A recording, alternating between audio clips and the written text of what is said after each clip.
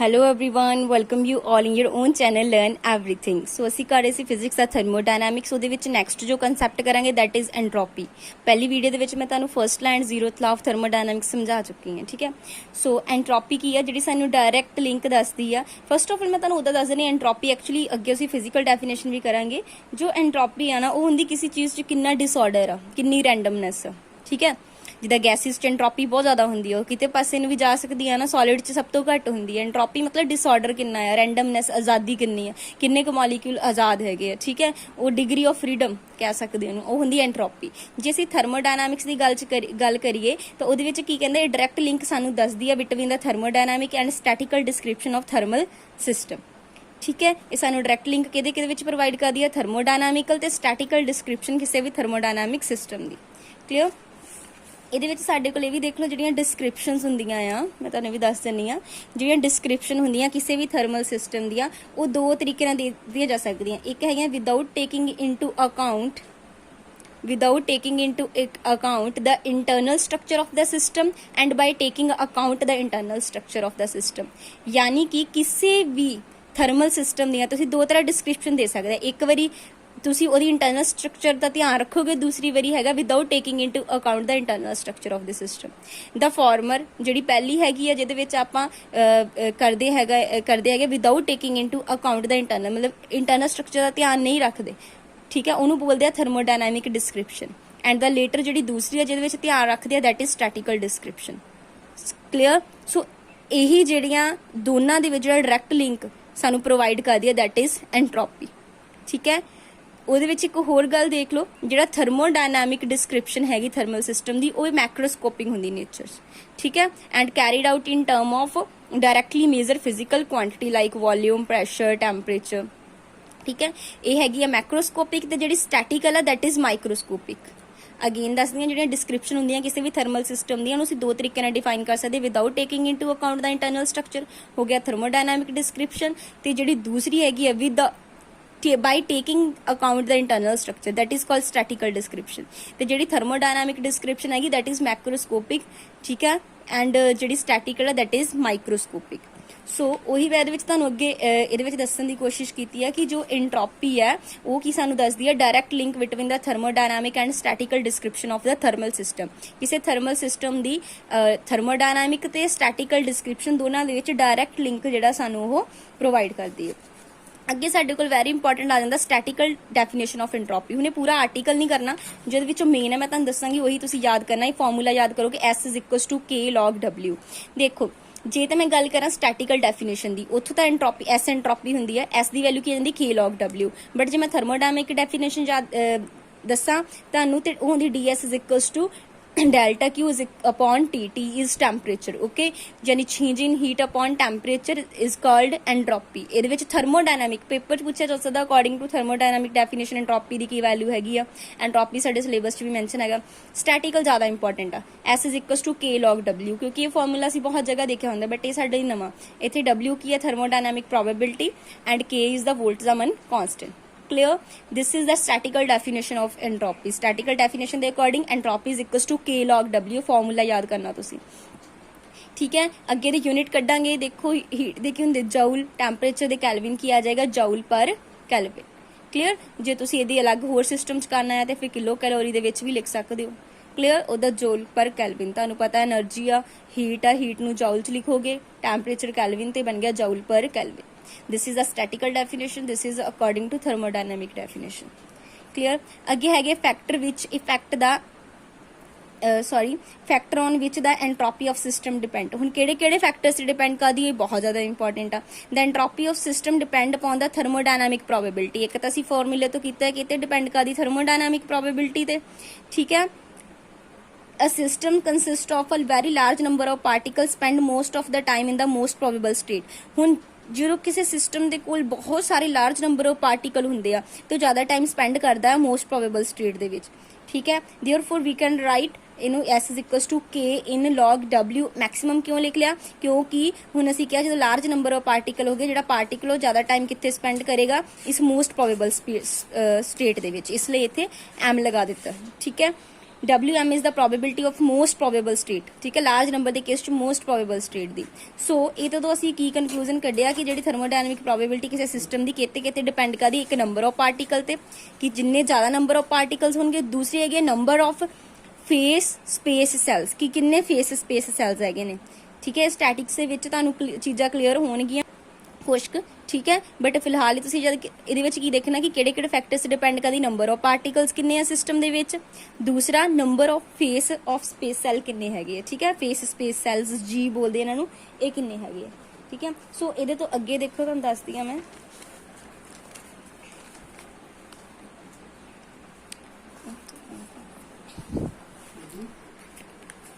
उस तो बाद नैक्सट हैगा आ the entropy also depend upon both N and G, यानी कल्ले कल्ले ते भी डिपेंड करदी है, दोनों ते भी डिपेंड करदी है। Also number of particle of system is determined by the amount of substance. हुण एन नंबर ऑफ पार्टिकल कित्थों पता लगणगे किन्नी अमाउंट ऑफ सबसटांस आ मोल्स दे विच ना, जिन्नी ज्यादा अमाउंट ऑफ सबसटांस होएगी उन्ने ज्यादा नंबर ऑफ पार्टिकल्स होणगे। हुण तुहानूं पता एक मोल किसी भी चीज़ दा किन्ना हुंदा 6.02 × 10⁻23 पार्टिकल, इहनूं आपां म्यू नाल डोनेट कर लैणे, म्यू हैगी अमाउंट ऑफ सबसटांस। सो एक दा गल इत्थों क्लीयर हो गई कि एंट्रोपी किहदा फंक्शन हैगा, म्यू दा। म्यू इज की है number of moles, number of moles जिन्ने होणगे उन्ने नंबर ऑफ पार्टिकल्स होणगे, ते आपां पढ़ के आए होणे कि एंट्रोपी नंबर ऑफ पार्टिकल से डिपेंड करदी है। Again number of space cell जिहड़े वो डिपेंड करदे हुंदे वॉल्यूम ते एनर्जी जिहड़ी हैगी इंटरनल एनर्जी स्टेट दी, वो ते डिपेंड करदे आ। सो जी किहदा फंक्शन हो गया, वी ते यू दा। हुण एंट्रोपी हुणी तां पढ़िया किते डिपेंड करदी आ, एक एन ते एक जी दे, ते एन किते डिपेंड करदा, नंबर ऑफ फंक्शन किहदा है, नंबर ऑफ मोल्स दा, ते जी किहदा फंक्शन आ, वॉल्यूम्स दा ते एनर्जी दा। सो इनडायरैक्टली जे देखिए जिहड़ी एंट्रोपी किहदा फंक्शन हो गई, म्यू दा, वॉल्यूम दा ते ਇਹਦਾ એનર્ਜੀ ਦਾ। क्लीयर। सो इदा ਤੁਹਾਨੂੰ डायरैक्ट रिलेशन पेपर च पूछा जा सकता है कि एंट्रोपी किहदा फंक्शन हैगा, ਉਹਨੇ 4 ऑप्शन देने थल्ले। सो किहदा वॉल्यूम दा, एनर्जी दा ते mu. Mu is the number of mole, V is the volume and U is the energy of state. Clear. Thus the entropy is function of V, U and mu. System with constant amount of सबसटांस and volume. मान लो amount of सबसटांस भी constant हो गई है, volume भी constant हो गया, जो दोनों चीज़ें कॉन्स्टेंट हो गया, बच गया कि यू। सो फिर किहदा फंक्शन रहेगी, सिर्फ यू दा। सो इदा भी पेपर तुहानूं पूछा जा सकता, फिर एंट्रोपी किहदा फंक्शन है, तुसीं दोनों हटा देना, सिर्फ यू दा रह गया। ठीक है। So energy alone. So this entropy of system is determined bye, सिर्फ एंट्रोपी के तो पता लगेगी एनर्जी तो, क्योंकि म्यू तो कॉन्स्टेंट है, वॉल्यूम भी कॉन्स्टेंट है इन केस। ठीक है। सो इदा भी तुहानूं पूछा जा सकता है। नैक्सट असीं करांगे फिजिकल सिग्निफिकेंस ऑफ एंट्रोपी की हैगा। फिजिकल सिग्निफिकेंस ऑफ एंट्रोपी की है, देखो असीं मतलब जे तुहानूं एक होर मैं तुहानूं जे बिल्कुल कंकलूड करके भी दस्सां कि फिजिकली आपां कहने जिन्नी रैंडमनैस हैगी है, जिन्नी डिसऑर्डर हैगा उन्नी एंट्रोपी ज़्यादा हैगा, जिन्ना ऑर्डर च चीज़ां उन्नी एंट्रोपी घट। ठीक है। जिद्दां इत्थे गल करदे आ, smaller the heat content of the system, more orderly the behaviour. Sorry इत्थे देखदे आ, पहला इत्थे शुरू तो ही देखदे आ। चलो, heat exhibit itself as the energy, सानू पता है ना कि एनर्जी है हीट। ठीक है। When we add heat to the system the internal energy increase. जो हीट तुसीं एड करती किसी भी सिस्टम च, इंटरनल एनर्जी वध गई। Heat is taken off it the जे तुसीं उस चों बाहर कढ लैंदे हो हीट, तो इंटरनल एनर्जी घट जाएगी। ठीक है। इन्होंने एनालिसिस किया, one of the effect of addition of heat to the system that the kinetic energy, ਜਿਹੜੀ kinetic energy ਆ ਉਹਦੇ ਵਿੱਚ rotational ਹੈਗੀ ਆ, translational rotate ਕਰ ਸਕਦੇ, vibrate ਕਰ ਸਕਦੇ molecule। ਠੀਕ ਹੈ, ਉਹ ਵੱਧ ਜਾਂਦੀ ਹੈ। it means lesser the heat content of the system, smaller is the kinetic energy। ਜੇ ਘੱਟ ਹੋਗੀ heat content ਤਾਂ ਫਿਰ kinetic energy ਕੀ ਹੋਏਗੀ, ਘੱਟ। this is the particle will move with comparatively smaller velocity। यानी ਹੁਣ ਜਦੋਂ heat ਘੱਟ ਮਿਲੀ ਆ ਉਹ ਘੱਟ move ਕਰਨਗੇ। ਠੀਕ ਹੈ। less disorder ਵੀ ਘੱਟ ਹੋਣਗੇ। ठीक है। सो इत्थों ने इत्थों यही गल करदा पिया कि हुण जे मतलब कि उहनां नाल की हो गया, वेलोसिटीज़ घट गई। दूसरे केस च वेलोसिटीज़, एक केस जो हीट ज़्यादा देवांगे वेलोसिटी वधेगी, जो घट है तो उदों घटेगी। ठीक है। सो इत्थों गल कर such a system will appear at less disordered, दस स्मॉलर द असीं इत्थों less disordered, the smaller the heat content of the system, more orderly. यानी हीट कंटेंट घट आ, यानी अंदर चीज़ की होणगियां ऑर्डर्स दे विच होणगियां। ठीक है। So we can conclude that gain of heat by the system increase the disorder. देखो इत्थों इस चीज़ नूं बिल्कुल शॉर्ट वे नाल समझानी आ कि जो तुसीं हीट देती, अंदर पार्टिकल्स मूव करन लग पे, यानी डिसऑर्डर वध गया। जे डिसऑर्डर वध गया, एंट्रोपी की होगी, वध गई। जे हीट घटेगी, डिसऑर्डर अंदर घट होएगा, है ना, तो जिहड़ी एंट्रोपी भी की होएगी, घट होएगी। ठीक है।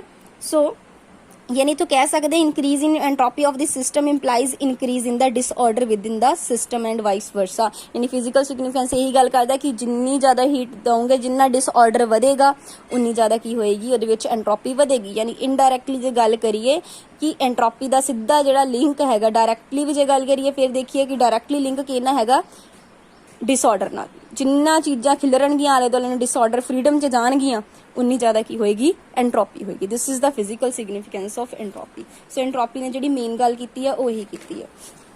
थोड़ा जिहा इहदे विच कुछ होर भी हैगी चीज़ वो भी देखो, entropy and thermal inertia.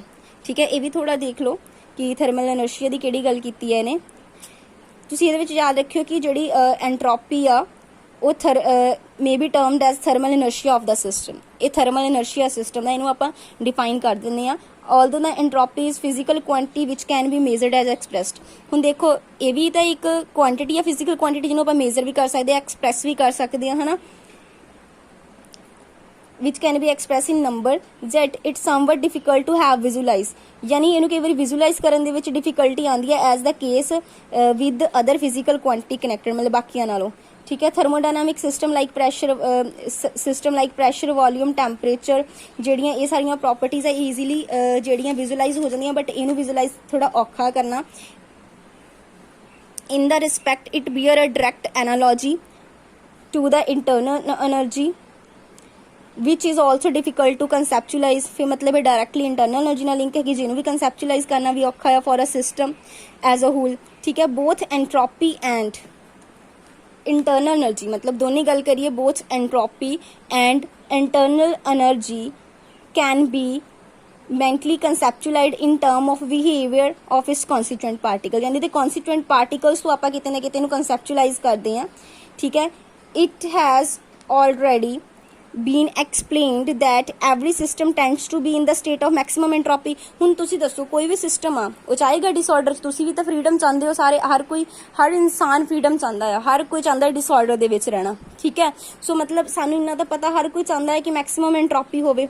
This is the natural state of the system to have the largest possible entropy और डिसऑर्डर। मतलब नेचुरल स्टेट आ कि असीं सारे एंट्रोपी चाहते हैं, हर कोई सिस्टम दुनिया ते चाहता है एंट्रोपी तो ज़्यादा डिसऑर्डर।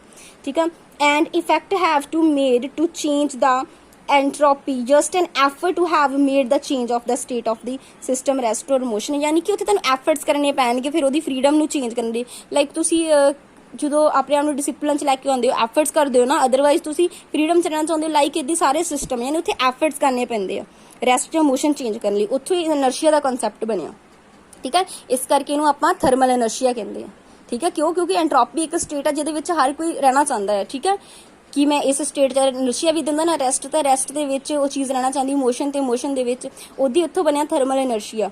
कि ये एनर्शिया इनू असीं थर्मल एनर्शिया क्यों किया क्योंकि हर कोई चीज़ चाहती है मैं मैक्सिमम एंट्रोपी दे विच ही रवां, मेरी एंट्रोपी मैक्सिमम रवे, डिसऑर्डर मैक्सिमम रवे। क्लियर? उस तो बाद है additive nature of entropy. Entropy जी हमेशा ऐड हो जाती है, दो सिस्टम की S1 एंट्रोपी S2 पूरे की हो जाएगी S1 प्लस S2। ठीक है, इस मिशन पा के इतना ऐड हो गया। उस तो बाद है the law of increase of entropy. Law of increase of entropy simple है बिल्कुल, मुझे कुछ ज़्यादा नहीं याद करने वाला। The tendency of system toward higher entropy, जिदा मैं तुहानूं दस्सिया हर कोई सिस्टम चाहता कि ज़्यादा तो ज़्यादा एंट्रोपी हो, ज़्यादा डिसऑर्डर हो, उन्हें बोलते law of increase of entropy. उस तो बाद वैरी इंपॉर्टेंट है रिवर्सीबल एंड इरिवर्सीबल प्रोसैस। रिवर्सीबल प्रोसैस की होंगे जिहड़े वापस रिटर्न होकर अपनी ओरिजिनल स्टेट ते आ जाते हैं। तुहानूं पता without proceeding any change its surrounding और द सिस्टम इटसेल्फ, उन्हें वापस अपनी इनिशियल स्टेट ते आ जाना। ठीक है, तो इरिवर्सीबल भी तुहानूं पता है। ठीक है, the process is said to be reversible it does not permit the system to return into the initial state. जे वापस अपनी इनिशियल स्टेट ते नहीं आएंगे वो की होणगे इरिवर्सिबल। हुण पेपर दे सिलेबस दे विच की आ रिवर्सिबल ते इरिवर्सिबल दोनों लई साडे कोल एंट्रोपी दा कॉन्सैप्ट हैगा। ठीक है, सो असीं दोनों करांगे। सब तो पहला देखो change of entropy during reversible process. हुण देखो टोटल चेंज इन एंट्रोपी यूनीवर्सली की होएगा सिस्टम च कितना प्लस सराउंडिंग। देखो दो ही चीज़ां देखो, फॉर एग्जांपल तुसीं किसी चीज़ नूं ऑब्जर्व कर रहे हो दैट इज सिस्टम, बाकी जो भी आले दुआले बच गया सराउंडिंग। टोटल यूनीवर्स जो देखियो की आ गया सिस्टम ते surrounding. So change in entropy of universe is equal to change in entropy of system plus change in entropy of universe. Reversible ही देखो सब तो पहला फॉर्मूला तुहानूं ਕੀਤਾ ਆਪਾਂ ਥਰਮੋਡਾਇਨਾਮਿਕਸ ਤੋਂ ਕੀ ਸੀਗਾ ਡੈਲਟਾ Q upon T। ਜੇ system the for example first of all ਅਸੀਂ ਇੱਕ ਕਾਰਨੋਟ ਹੀਟ ਇੰਜਨ ਦੀ ਗੱਲ ਕਰਦੇ ਹਾਂ। ਡਿਊਰਿੰਗ ਦਾ ਆਈਸੋਥਰਮਲ ਐਕਸਪੈਂਸ਼ਨ ਦਾ ਵਰਕਿੰਗ ਸਬਸਟੈਂਸ ਐਬਜ਼ੌਰਬ ਕਰਦੀ ਆ Q1 heat at temperature T1। ਐਦਾਂ ਹੁੰਦਾ ਇੱਕ ਸੋਰਸ ਹੁੰਦਾ, ਇੱਕ ਵਰਕਿੰਗ ਸਬਸਟੈਂਸ ਆ, ਇੱਕ ਸਿੰਕ ਆ, ਨੇ ਇੱਥੋਂ ਹੀਟ ਲੈ ਲੈਣੀ ਹੈ, ਇੱਧਰ ਦੇ ਦੇਣੀ ਹੁੰਦੀ ਆ, ਠੀਕ ਹੈ। ਫॉर एग्जांपल ਪਹਿਲਾਂ ਹੀਟ ਇੰਜਨ ਦਾ ਦੱਸਿਆ ਮੈਂ ਤੁਹਾਨੂੰ, ਵਰਕਿੰਗ ਸਬਸਟੈਂਸ ਜਿਹੜੇ ਐਬਜ਼ੌਰਬ ਕਰਦੇ heat Q1 at temperature T1। therefore change in entropy of the working substance of the system is ਆ ਗਿਆ Q1 upon T1। ਐਦਾਂ ਹੀ ਹੁਣ ਉਹ लॉस कर देंगे अगे जिन्नी हीट लई आ, ठीक है। उन्हें सेम आइसोथर्मल है ना, भी ध्यान रखियो, रिवर्सीबल आइसोथर्मल मतलब सेम टैंपरेचर ते होएगा काम ये वाला। उन्ने टैंपरेचर ते अगे हीट उन्नी लॉस कर दी माइनस Q1 upon T1। तो यूनिवर्स दी की होगी, दोनों नू ऐड कर दोगे। इत्थे नैगेटिव साइन क्यों आ, क्योंकि लॉस कीती। जिद्दां कार्नोट हीट इंजन दी गल कीती है ना, ਉਹਦੇ ਵਿੱਚ ਕੀ ਹੁੰਦਾ, ਇੱਕ ਸੋਰਸ ਹੁੰਦਾ, ਇੱਕ ਵਰਕਿੰਗ ਸਬਸਟੈਂਸ, ਇੱਕ ਸਿੰਕ। ਵਰਕਿੰਗ ਸਬਸਟੈਂਸ ਇਹ ਤੋਂ ਹੀਟ ਲੈਂਦੇ, ਇੱਧਰ ਅੱਗੇ ਸਿੰਕ ਨੂੰ ਭੇਜ ਦਿੰਦੇ ਆ, ਇੱਥੇ ਲॉस ਕਰ ਦਿੰਦੇ, ਮਾਈਨਸ ਆ ਗਿਆ। ਹੁਣ ਜੇ ਦੋਨਾਂ ਨੂੰ ਅਸੀਂ ਪੜਿਆ ਐਂਟਰੋਪੀ ਐਡੀਟਿਵ ਨੇਚਰ ਦੇ ਵਿੱਚ, ਤੁਸੀਂ ਐਡ ਕੀਤਾ, ਆਨਸਰ ਕੀ ਆ ਗਿਆ 0। ਸੋ ਯਾਦ ਰੱਖਣਾ ਰਿਵਰਸੀਬਲ ਪ੍ਰੋਸੈਸ ਦੇ ਵਿੱਚ ਜਿਹੜੀ ਚੇਂਜ ਇਨ ਐਂਟਰੋਪੀ ਆ ਉਹ ਕੀ ਆ ਜਾਂਦਾ 0। ਚੇਂਜ ਇਨ ਐਂਟਰੋਪੀ 0 ਪਰ ਐਂਟਰੋਪੀ ਕੀ ਰਹੇਗੀ ਕਾਂਸਟੈਂਟ। ਕਲੀਅਰ, ਇਹ ਵੀ ਧਿਆਨ ਰੱਖਣਾ, ਠੀਕ ਹੈ। So entropy of universe during the reversible process ਜਿਹੜੀ ਆ change in entropy that is isothermal process ਹੈਗਾ। Reversible isothermal process isothermal expansion ਲਈ ਚੇਂਜ ਇਨ ਐਂਟਰੋਪੀ ਕੀ ਹੋਏਗਾ 0 ਹੋਏਗਾ, ਠੀਕ ਹੈ। ਇਹਦੀ ਅਸੀਂ ਰਿਵਰਸੀਬਲ ਐਡੀਆਬੈਟਿਕ ਪ੍ਰੋਸੈਸ ਦੇਖ ਰਹੇ ਹਾਂ। ਇਹ ਤਾਂ ਸੀਗਾ ਚੇਂਜ ਇਨ ਐਂਟਰੋਪੀ ਯੂਨੀਵਰਸ ਦੀ 0, ਕਿਸ ਕੇਸ ਚ ਆਈਸੋਥਰਮਲ ਰਿਵਰਸੀਬਲ ਪ੍ਰੋਸੈਸ, ਠੀਕ ਹੈ। ਜੇ ਰਿਵਰਸੀਬਲ ਸਾਈਕਲਿਕ ਪ੍ਰੋਸੈਸ ਦੇਖੀਏ, ਠੀਕ ਹੈ, ਕਾਰਨੋਟ ਸਾਈਕਲ ਇਜ਼ ਰਿਵਰਸੀਬਲ ਸਾਈਕਲਿਕ ਪ੍ਰੋਸੈਸ। ਇਹਦੇ ਵਿੱਚ 2 ਆਈਸੋਥਰਮਲ ਤੇ 2 ਆਈਡੀਆਬੈਟਿਕ। ਕਾਰਨੋਟ ਸਾਡੇ ਸਿਲੇਬਸ 'ਚ ਨਹੀਂ ਹੈ, ਬਟ ਉਦਾਂ ਜੋ ਕਾਰਨੋਟ ਦੇਖੀਏ ਉਹਦੇ ਵਿੱਚ 2 ਆਈਸੋਥਰਮਲੀ ਪ੍ਰੋਸੈਸ ਹੁੰਦੇ ਆ, 2 ਹੀ ਆਈਡੀਆਬੈਟਿਕ ਹੁੰਦੇ ਆ, ਠੀਕ ਹੈ, ਯਾਨੀ ਕਾਂਸਟੈਂਟ ਹੀਟ ਤੇ, ठीक है। The net change in entropy of the universe during the isothermal expansion and adiabatic process की हुंदा 0। सो इस केस च भी की रहेगी total entropy of universe during the reversible process remain. देखो इत्थे चेंज नहीं लिखा, तुसीं बोलोगे कि इत्थे तो कांस्टेंट आ, कांस्टेंट चीज दा डेरिवेटिव की हुंदा 0। Change in entropy for the reversible is 0, क्योंकि इत्थों जे किसी चीज दा चेंज 0 है तो मतलब वो चीज की रही होनी, कांस्टेंट रही होनी। जिद्दां तुसीं मैथ सारियां ने कीता ना, 2 मेरे कोल एक कांस्टेंट वैल्यू है, डेरिवेटिव की हुंदा 0। समझते पे ds 0 आ, ना कि s0। एंट्रोपी तो ना 0 होएगी, एंट्रोपी तो मैक्सिमम चाहता ही आ। गल ये कीती है reversible process they which change in entropy की हो जाता 0, यानी कि एंट्रोपी पूरे यूनिवर्स दी ड्यूरिंग रिवर्सिबल प्रोसेस की रहिंदी है, कांस्टेंट रहिंदी है, तां ही दा डेरिवेटिव 0 होया होना, ठीक है। अगे है change of entropy during irreversible process. देखो इहदी आइसोथर्मल चेंज दी पहला आपां गल कीती है, ठीक है। Such a process work is converted into heat if the process occur under the isothermal condition there is no loss and gain of heat। isothermal मतलब temperature constant, ना heat loss हुई ना gain, but the internal energy of surrounding increases because mechanical energy of system is converted into the internal energy of the surrounding। यानी surrounding change आएगा, system च नहीं, system है isothermal, ठीक है। सराउंडिंग गेन करेगी, जिन्नी हीट सप्लाई की सराउंडिंग वो गेन कर लेगी। सो सिस्टम सब तो पहला सिस्टम के लिए 0 हो गया, ठीक है, क्योंकि वो कांस्टेंट रखा हुआ। सराउंडिंग के केस Q अपॉन की हो गया T हो गया। सराउंडिंग उन्हें क्या ना आइसोथर्मल कंडीशन आ, इत्थे तो लॉस गेन नहीं होया, सिस्टम दे विच नहीं कुछ होया, बट जिहड़ी सराउंडिंग दी आ वो तो इंक्रीज कर रही है ना। सिस्टम नूं तुसीं आइसो सराउंडिंग ने तो गेन करनी है हीट। सराउंडिंग की हो गई Q अपॉन T। हुण एंट्रोपी दा फार्मूला की सी Q upon T। So total universe दी की हुंदी system plus surrounding, system 0 plus surrounding दी Q अपॉन T। सो इस दे केस च आ गया Q अपॉन T। हुण तुसीं की याद रखना, इरिवर्सिबल दे केस च एंट्रोपी जिहड़ी यूनिवर्स दी की करदी आ इनक्रीज करदी है। इहदी असीं एडियाबैटिकली हुण कढना नहीं, एडियाबैटिकली भी जदों देखांगे वो की करेगी इनक्रीज करेगी। तुसीं जस्ट याद रखना कि जिहड़ी चेंज इन एंट्रोपी आ during the irreversible process increase करदी आ ते during the reversible process change in entropy. इत्थे एंट्रोपी की गल कीती है, चेंज इन एंट्रोपी देखांगे तो इसलिए 0 रहेगा, बट एंट्रोपी की रहेगी कांस्टेंट। इरिवर्सिबल ਲਈ इनक्रीज, रिवर्सिबल ਲਈ एंट्रोपी ਜਿਹੜੀ ਸਿੰਪਲ एंट्रोपी ਆ कांस्टेंट रहेगी, ਤੇ ਜਿਹੜਾ इरिवर्सिबल प्रोसेस इनक्रीज ਇਹ ਵੈਰੀ इंपॉर्टेंट ਆ। 2 पॉइंट बहुत ज्यादा इंपॉर्टेंट है, ठीक है। ये वाले पॉइंट्स दोनों ਤੁਸੀਂ ਜਿਹੜੇ ਆ ਧਿਆਨ ਨਾਲ ਕਰਨੇ ਆ। हाँ एक फॉर्मूला है एडियाबैटिकली, वो ਤੁਸੀਂ ਜ਼ਰੂਰ देख लो। ये फॉर्मूला है, this is the delta S universe is a Cp log T2 upon T1। T2 is greater than T1, Cp is positive, ठीक है। देयरफॉर इत्थे भी उन्हें शो ਤਾਂ ਇਹੀ ਕੀਤਾ ਕਿ एंट्रोपी ਜਿਹੜੀ यूनिवर्स ਦੀ ਆ ਉਹ ਇਨਕਰੀਜ਼ ਕਰਦੀ ਆ। ਜਿਹਦੇ ਵਿੱਚ ਉਹਨੇ ਡੈਲਟਾ ਸਿਸਟਮ ਨੇ ਲਿਆ T1 ਤੋਂ T2 ਅੱਗੇ ਡੈਰੀਵੇਟਿਵ ਕਰ ਦਿੱਤਾ, ਡੈਰੀਵੇਟਿਵ ਕਰਕੇ ਇਹ ਵੈਲਿਊ ਪੁੱਟ ਕੀਤੀ ਹੈ Cp ਇਹਦੀ ਹੀਟ ਦੀ Cp dt ਡੈਰੀਵੇਟਿਵ ਕਰਕੇ ਫਾਰਮੂਲਾ ਬਣਾ ਲਿਆ ਹੈ, ਠੀਕ ਹੈ। ਕਿਤੇ ਪੁੱਛ ਸਕਦੇ ਉਦਾਂ ਐਡੀਆਬੈਟਿਕ ਦੇ ਕੇਸ ਦੇ ਵਿੱਚ ਚੇਂਜ ਇਨ एंट्रोपी ਦਾ ਫਾਰਮੂਲਾ ਕੀ ਹੁੰਦਾ, ਠੀਕ ਹੈ। ਬਟ ਇਹ ਜ਼ਰੂਰ ਹੈ ਕਿ ਰਿਵਰਸੀਬਲ ਦੇ ਕੇਸ 'ਚ ਹੈ ਕੀ ਆ ਵਧ ਹੀ ਰਹੀ ਹੈ, ठीक है जी। ਉਸ ਤੋਂ ਬਾਅਦ ਹੈਗਾ ਆ ਸਾਡੇ ਕੋਲ, ਹੁਣ ਅਸੀਂ ਕਰਾਂਗੇ ਸੈਕੰਡ ਲਾ ਆਫ ਥਰਮੋਡਾਇਨਾਮਿਕਸ। ਠੀਕ ਹੈ ਜੀ, ਸੈਕੰਡ ਲਾ ਆਫ ਥਰਮੋਡਾਇਨਾਮਿਕਸ ਇਹਦੇ ਤੋਂ ਐਂਟਰੋਪੀ ਤੋਂ ਅੱਗੇ ਇਹਨੇ ਵੀ ਕਿਹਾ ਸੀ ਕਿ ਜਿਹੜੀ ਯੂਨੀਵਰਸ ਦੀ ਐਂਟਰੋਪੀ ਜਿਹੜੀ ਆ ਉਹ ਕਨਸਟੈਂਟਲੀ ਵਧ ਰਹੀ ਆ। ਠੀਕ ਹੈ, the need of the second law of thermodynamics was felt about the limitation of first law. ਦੇਖੋ ਇਹਦੇ ਵਿੱਚ ਨਾ ਜਿਹੜਾ ਸੀਗਾ ਸੈਕੰਡ ਲਾ ਸੀ, ਇਹਨੇ ਕੁਝ ਸਪੈਸ਼ਲ ਨਹੀਂ ਗੱਲ ਕੀਤੀ ਸੀ, ਜੋ ਫਰਸਟ ਲਾ ਦੀਆਂ ਲਿਮਿਟੇਸ਼ਨ ਸੀ ਨਾ ਉਹਨੂੰ ਹੀ ਅੱਗੇ ਬਸ ਉਹਦੀ ਨੈਗੇਸ਼ਨ ਨੈਗੇਟਿਵ ਹੀ ਸਟੇਟਮੈਂਟਸ ਦਿੱਤੀਆਂ ਸੀ ਇਹਨੇ, ਕੋਈ ਆਪਣੇ ਕੋਲ ਇੱਕ ਪੋਜ਼ਿਟਿਵ ਸਟੇਟਮੈਂਟ ਨਹੀਂ ਦਿੱਤੀ ਇਹਨੇ, ਉਹਦੀਆਂ ਲਿਮਿਟੇਸ਼ਨਸ ਨੂੰ ਅੱਗੇ ਉਹਨਾਂ ਨੂੰ ਐਕਸਪਲੇਨੇਸ਼ਨ ਬਣਾ ਲਿਆ ਸੀ।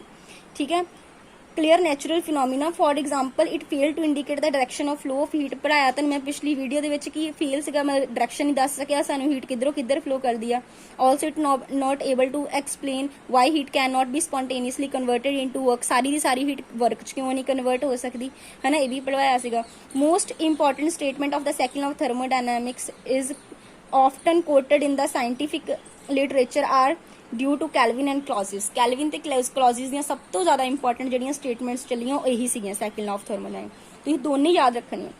ਹੁਣ ਕੈਲਵਿਨ ਨੇ ਕੀ ਬੋਲਿਆ, it is impossible by mean of inanimate the material agency to derive mechanical effect from any portion of matter by cooling below the temperature of the coldest surrounding। मतलब तुसी किसी भी बॉडी तो काम अपनी सराउंडिंग तो मतलब बिल्कुल कह लो उस सराउंडिंग तो भी बिलो किसी चीज ਨੂੰ कूल करना। ठीक है, ये वाला ਜਿਹੜਾ पॉसिबल नहीं है, इन्हें बोले इम्पॉसिबल है। ठीक है, मतलब कि बाय किसी भी मैटर तो by cooling below the temperature of the coldest surrounding, मतलब सराउंडिंग तो भी कूल करके, क्योंकि देखो हीट तो हमेशा हाई टू लो फ्लो करती है ना, जो तुसी ਹੁਣ ਸਰਾउंडिंग ਤੇ ਉਹ ਟੈਂਪਰੇਚਰ ਘੱਟ ਆ ਤੁਸੀਂ ਉਹਦੇ ਤੋਂ ਵੀ ਘੱਟ ਰੱਖ ਰਹੇ ਹੋ ਟੈਂਪਰੇਚਰ, ਤਾਂ ਕਿੱਦਾਂ ਫਲੋ ਕਰੇਗੀ। ਠੀਕ ਹੈ, ਸੋ ਇਸ ਕਰਕੇ ਇਹ ਇੰਪੋਸੀਬਲ ਆ। ਠੀਕ ਹੈ, by mean of inanimate material agency to drive a mechanical effect, ਕੋਈ ਵੀ ਮਕੈਨੀਕਲ ਇਫੈਕਟ ਕਿਸੇ ਵੀ ਪੋਰਸ਼ਨ ਤੋਂ, ਠੀਕ ਹੈ, ਮੈਟਰ ਦਾ ਉਹਦਾ ਟੈਂਪਰੇਚਰ ਜਦੋਂ ਅਸੀਂ ਸਰਾउंडिंग ਤੋਂ ਵੀ ਘੱਟ ਰੱਖਦੇ ਹਾਂ। ਉਸ ਤੋਂ ਬਾਅਦ ਹੈ ਕਲੌਜ਼ੀਅਸ ਸਟੇਟਮੈਂਟ। ਕਲੌਜ਼ੀਅਸ ਨੇ ਵੀ ਕੀ ਬੋਲਿਆ, it is impossible of self acting machine unaided by external agency to convey heat from one body to another at higher temperature। ਬਿਨਾ ਕਿਸੇ external agency ਤੋਂ ਤੁਸੀਂ ਦੇਖੋ ਜਿਹੜੀ ਹੀਟ ਆ ਫਲੋ ਕਰੇਗੀ ਹਾਈ ਟੂ ਲੋ, ਤੁਸੀਂ ਲੋ ਟੂ ਹਾਈ ਤੋਂ ਨਾ ਫਲੋ ਕਰਾ ਸਕਦੇ ਹੋ। ਸੋ ਉਹਨੇ ਇਹੀ ਬੋਲਿਆ ਕਿ ਇੰਪੋਸੀਬਲ ਆ ਹੀਟ ਨੂੰ from one body to another higher temperature ਤੇ ਲਿਜਾਣਾ ਵਿਦਆਊਟ ਕਿਸੇ ਐਕਸਟਰਨਲ ਏਜੰਸੀ। ਠੀਕ ਹੈ, ਬਾਕੀ ਵੈਰੀ ਇੰਪੋਰਟੈਂਟ ਇਹ ਸੀ second law of thermodynamics according law of increase of entropy. ਇਹਨੇ ਦੱਸਿਆ ਲਾ ਆਫ ਇਨਕਰੀਜ਼ ਆਫ ਐਂਟਰੋਪੀ ਕਿ ਯੂਨੀਵਰਸ ਦੀ ਐਂਟਰੋਪੀ ਹਮੇਸ਼ਾ ਕੀ ਕਰ ਰਹੀ ਹੈ, ਇਨਕਰੀਜ਼ ਕਰ ਰਹੀ ਹੈ। ਉਹ ਲਗਾਤਾਰ ਕੋਸ਼ਿਸ਼ ਕਰ ਰਹੀ ਹੈ ਕਿ ਐਂਟਰੋਪੀ ਇਨਕਰੀਜ਼ ਕਰੇ, ਡਿਸਆਰਡਰ ਦੇ ਵਿੱਚ ਹਰ ਕੋਈ ਚੀਜ਼ ਆਣੀ ਚਾਹੀਦੀ ਹੈ। ਇਹਨੇ ਤਾਂ ਨੈਗੇਟਿਵ ਸਟੇਟਮੈਂਟ ਦਿੱਤੀ ਹੈ ਕਿ ਇੰਪੋਸੀਬਲ ਆ ਕਿ ਅਸੀਂ ਉਹਨੂੰ ਦੀ ਸਰਾਊਂਡਿੰਗ ਤੋਂ ਕੋਲਡੈਸਟ ਜਿਹੜਾ ਕਰਕੇ, ਜਾਂ ਉਹ ਪੇਪਰ ਸਟੇਟਮੈਂਟ ਦੇ ਕੇ ਵੀ ਪੁੱਛ ਸਕਦਾ ਕਿ ਕਿਹੜੀ ਸਟੇਟਮੈਂਟ ਹੈ, ਕੈਲਵਿਨ ਦੀ ਜਾਂ ਕਲੌਜ਼ਿਸ ਦੀ। ਕਲੌਜ਼ਿਸ ਨੇ ਵੀ ਕਿਹਾ ਕਿ ਅਸੀਂ ਹਾਇਰ ਟੈਂਪਰੇਚਰ ਤੇ ਵਿਦਆਊਟ ਐਕਸਟਰਨਲ ਏਜੰਸੀ ਕੋਈ ਵੀ ਯੂਜ਼ ਕੀਤੇ ਨਹੀਂ ਹੀਟ ਜਿਹੜੀ ਕਨਵੇ ਨਹੀਂ ਕਰ ਸਕਦੇ। ਠੀਕ ਆ, ਹਾਇਰ ਟੈਂਪਰੇਚਰ ਤੇ, ਕਿਉਂਕਿ ਹੀਟ ਤਾਂ ਹਾਇਰ ਟੂ लो करदी है ना, जो लो टू हाई जाना भी है तो ਉਹਦੇ ਲਈ ਤੁਹਾਨੂੰ ਕੋਈ ਐਕਸਟਰਨਲ ਏਜੰਸੀ ਦੀ ਵੀ ਲੋੜ ਪਏਗੀ ਨਾ। ਸੋ ਇੰਪੋਸੀਬਲ ਦੱਸਦਾ ਪਿਆ ਇਹਨਾਂ ਚੀਜ਼ਾਂ ਨੂੰ। Next last is third law of thermodynamics. ਇਹ ਬਹੁਤ ਈਜ਼ੀ ਸੀਗਾ। ਇਹਨੇ ਬੋਲਿਆ ਕਿ ਜਿਹੜੀ ਐਂਟਰੋਪੀ ਸਿਸਟਮ ਦੀ ਜ਼ੀਰੋ ਹੋਏਗੀ ਕਦੋਂ, ਐਟ 0 ਕੈਲਵਿਨ। ਠੀਕ ਹੈ, ਸਿਰਫ 0 ਕੈਲਵਿਨ ਤੇ ਹੀ ਕਿਸੇ ਸਿਸਟਮ ਦੀ ਐਂਟਰੋਪੀ ਜਿਹੜੀ ਜ਼ੀਰੋ ਹੋ ਸਕਦੀ ਹੈ, ਅਦਰਵਾਈਜ਼ ਜ਼ੀਰੋ ਨਹੀਂ ਹੋ ਸਕਦੀ। ਕਲੀਅਰ। ਇਹਦੇ ਵਿੱਚ ਇਹਨੇ ਲਾਸਟ ਇੱਕ ਡੈਫੀ S = K log W, T 0 ਲੈ ਲਿਆ, ਉਹਦੇ ਜਿਹੜੀ W = 1 ਆ ਗਿਆ, S = K log W and K 0 = 0। ਮਤਲਬ ਐਂਟਰੋਪੀ ਜ਼ੀਰੋ ਕਦੋਂ ਹੋ ਗਈ ਆ, ਜਦੋਂ ਸਿਸਟਮ ਦੀ ਜਿਹੜੀ ਆ ਮਤਲਬ 0 ਕੈਲਵਿਨ ਤੇ, ਕਹਿੰਦਾ ਭਾਵੇਂ ਜਦੋਂ ਟੈਂਪਰੇਚਰ 0 ਕੈਲਵਿਨ ਹੋਏਗਾ ਨਾ ਉਦੋਂ ਐਂਟਰੋਪੀ ਜ਼ੀਰੋ ਹੋ ਸਕਦੀ। This is